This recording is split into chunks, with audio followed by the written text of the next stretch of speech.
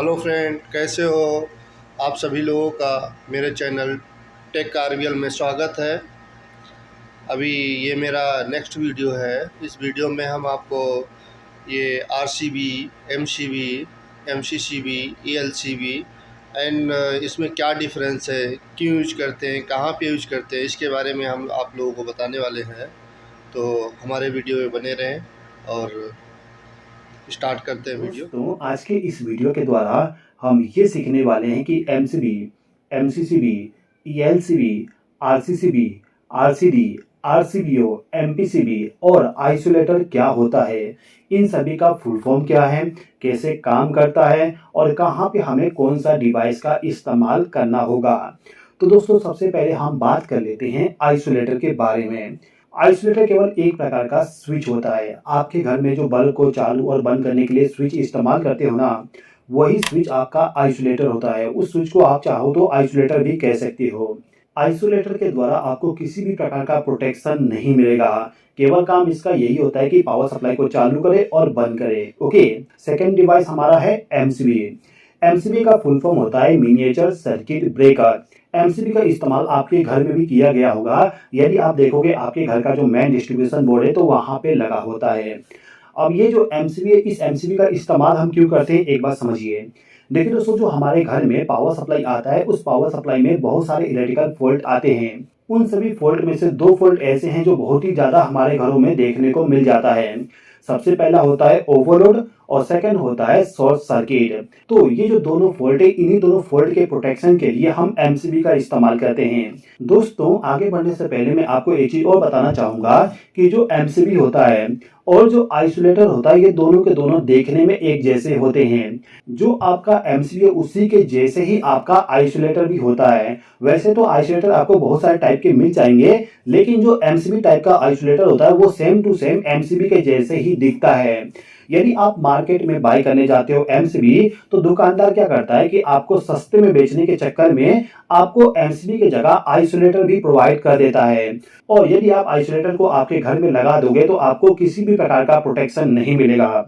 आप स्क्रीन पे देख सकते हैं कि एमसीबी का सिंबल क्या होता है और आइसोलेटर का सिंबल क्या होता है।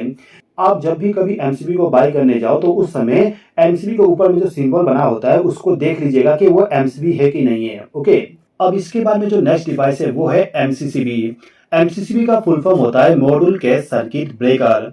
देखिए दोस्तों, जो एमसीबी होता है उस एमसीबी को यदि आप बाय करने जाओगे तो आपको एमसीबी केवल 63 एम्पियर तक मिलेगा।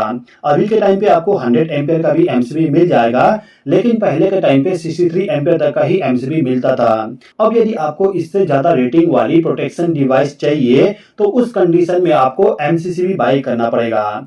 एमसीसीबी जो होता है वो भी आपको ओवरलोड और शॉर्ट सर्किट का प्रोटेक्शन प्रोवाइड करेगा। यानी कि आप कह सकते हो कि जो एमसीबी आपको प्रोटेक्शन प्रोवाइड करके देगा, सेम टू सेम आपका जो एमसीसीबी है वो भी प्रोटेक्शन प्रोवाइड करके देगा। वैसे तो जो एमसीसीबी होता है वो आपको मार्केट में 1000 एम्पियर तक मिल जाएगा, लेकिन अभी के टाइम पे यदि आप बाय करने जाते हो तो आपको उससे ज्यादा रेटिंग वाला भी एमसीसीबी मिल जाएगा, क्योंकि अभी के टाइम पे बहुत सारी ऐसे कंपनियां हैं जो एमसीसीबी को 1000 से भी ज्यादा रेटिंग वाली बना रही है। अब इसके बाद में जो नेक्स्ट डिवाइस है ये है आरसीसीबी। आरसीसीबी का फुल फॉर्म होता है residual current circuit breaker. RCCB जो होता है इसको आपको कंपलसरी आपके घर में लगाना चाहिए। इसको क्यों हमारे घर में लगाना चाहिए, इसको हम थोड़ा सा समझ लेते हैं। यदि आपके घर में या फिर जो इलेक्ट्रिकल सर्किट है उसमें आपने आरसीसीबी को कनेक्ट करके रखे हो और उस कंडीशन में यदि आप जाके फेस सप्लाई को भी पकड़ लेते हो तो आपको इलेक्ट्रिक शॉक नहीं लगेगा। इलेक्ट्रिक शॉक इसलिए नहीं लगेगा क्योंकि जो आपका आरसीसीबी है, आरसीसीबी आपका तुरंत ट्रिप हो जाएगा। यानी कि आपको इलेक्ट्रिक शॉक से प्रोटेक्ट करने के लिए आपको आपके घर में आरसीसीबी का इस्तेमाल करना चाहिए। आरसीसीबी का काम केवल इलेक्ट्रिक शॉक से प्रोटेक्शन प्रोवाइड करना होता है।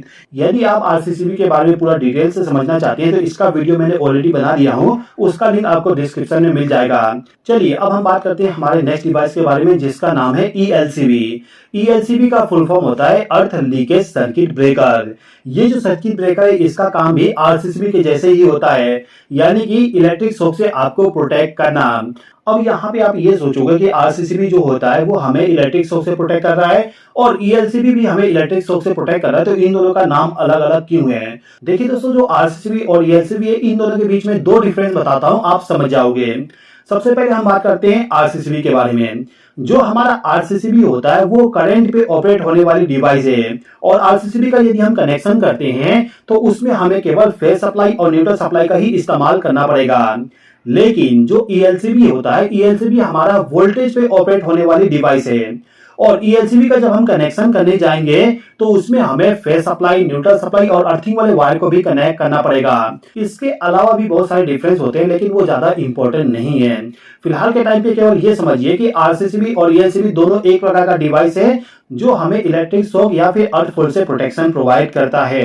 अभी के टाइम पे यदि आप मार्केट में ईएलसीबी को बाई करने जाओगे तो आपको शायद ना मिले। अभी के टाइम पे आपको केवल मार्केट में आरसीसीबी मिलेगा जो कि ईएलसीबी से ज्यादा सेंसिटिव होता है। आगे बढ़ने से पहले मैं आपको एक चीज और बता दूं, यदि आप आपके घर के लिए आरसीसीबी को लगाने जाते हो तो उस कंडीशन में जो आपका आरसीसीबी है उसका जो लीकेज करंट होगा, लीकेज करंट 30 मिली एम्पियर होना चाहिए। 30 मिली एम्पियर लीकेज करंट वाली आरसीसीबी हमें क्यों बाय करना चाहिए, यदि आप पूरा समझना चाहते हो तो डिस्क्रिप्शन में जो वीडियो का लिंक दिया गया है उसको आप देख लीजिएगा। ओके, अब यहाँ पे हमारे पास में है आरसीबीओ। आरसीबीओ का फुल फॉर्म होता है residual current circuit breaker with overload protection. इसके नाम से ही आपको थोड़ा बहुत पता चल गया होगा कि आरसीबीओ क्या काम करता है। चलिए मैं आपको पूरा चीजें बता देता हूं। जैसे कि मैंने आपको स्टार्टिंग में बताया कि जो हमारा एमसीबी है, एमसीबी हमें ओवरलोड और शॉर्ट सर्किट से प्रोटेक्शन प्रोवाइड करता है। इसके बाद मैंने आपको ये बताया कि जो आरसीसीबी होता है, आरसीसीबी हमें अर्थ फॉल्ट से प्रोटेक्शन प्रोवाइड करता है। अब यहाँ पे यदि हमें अर्थ फॉल्ट, ओवरलोड और शॉर्ट सर्किट से प्रोटेक्शन चाहिए तो हमें यहाँ पे एमसीबी और आरसीसीबी दो डिवाइस का इस्तेमाल करना पड़ेगा। लेकिन यदि आप चाहते हो कि आपको दो अलग अलग डिवाइस इस्तेमाल ना करना पड़े, केवल एक डिवाइस के द्वारा आपको ये तीनों प्रोटेक्शन मिल जाए, तो उस कंडीशन में आपको आरसीबीओ को बाय करना पड़ता है। तो जो आरसीबीओ होता है इसके द्वारा हमें ओवरलोड, शॉर्ट सर्किट और अर्थ फॉल्ट से प्रोटेक्शन मिलता है। ओके, ये जो आरसीबीओ है इसको हम आरसीडी के नाम से भी जानते हैं। बहुत सारे लोगों के माइंड में ये डाउट होता है कि जो आरसीबीओ है और जो आरसीडी है ये दो अलग अलग डिवाइस है, लेकिन ऐसा नहीं है। ये जो आरसीबीओ है इसको ही हम आरसीडी भी कहते हैं। ओके, अब इसके बारे में जो हमारे पास में आखिरी डिवाइस है ये है एमपीसीबी। एमपीसीबी का फुल फॉर्म होता है motor protection circuit breaker. Motor protection circuit breaker के नाम से ही आपको पता चल जाएगा कि ये एक ऐसा डिवाइस है जिसका इस्तेमाल मोटर के प्रोटेक्शन के लिए करेंगे। अब यहाँ पे हमें केवल ये समझना है कि इसके द्वारा हमें क्या क्या प्रोटेक्शन मिलेगा। एमपीसीबी जो होता है वो आपको ओवरलोड, शॉर्ट सर्किट, साथ ही साथ में फेस लॉस का भी प्रोटेक्शन प्रोवाइड करता है। तो दोस्तों आई होप कि आपको यहाँ पे ये समझ में आ गया होगा कि कौन सा डिवाइस हमें कहाँ पे इस्तेमाल करना चाहिए और वो डिवाइस हमें क्या क्या प्रोटेक्शन प्रोवाइड करेगा। दोस्तों यदि आपको वीडियो पसंद आया तो लाइक कर दीजिएगा, चैनल पर नए हो तो सब्सक्राइब कर लीजिएगा। इस वीडियो को देखने के लिए धन्यवाद।